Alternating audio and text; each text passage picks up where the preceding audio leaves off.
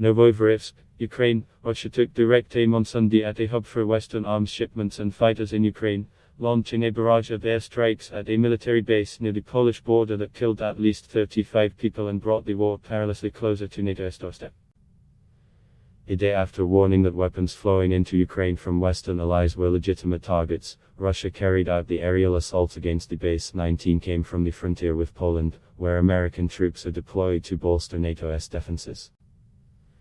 Ukrainian officials said that Russian warplanes launched from western Russia and the Black Sea fired about 30 missiles, 22 of which were intercepted by Ukraine's air defenses. Besides being a transit point for arms for Ukraine, the base, known as the International Peacekeeping and Security Center, was a training ground for up to foreign fighters as part of the new international legion that Ukraine has formed to help fight Russia, a Ukrainian military official said. The 360 square km facility is one of Ukraine's biggest. 5 hours after the attack, the fires at the base were still raging. Dozens of people injured in the attack were raced to area hospitals. A Ukrainian soldier on the base said that there was a shortage there of tourniquets and other essential medical equipment.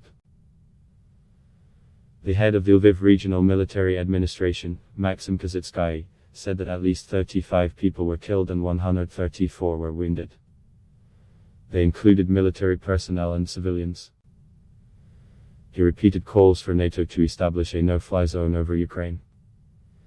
Ukrainian officials said the missiles were fired from Russian fighter jets flying from Saratov in southwestern Russia. Their target was the International Peacekeeping and Security Center. Until February, American forces were at the base as part of a NATO mission focused on training the Ukrainian army. They withdrew days before the Russian invasion.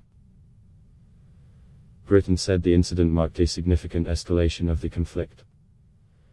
As President Joe Biden has said, NATO would defend every inch of its territory if Russia's invasion spills over into member states of the Western Defense Alliance.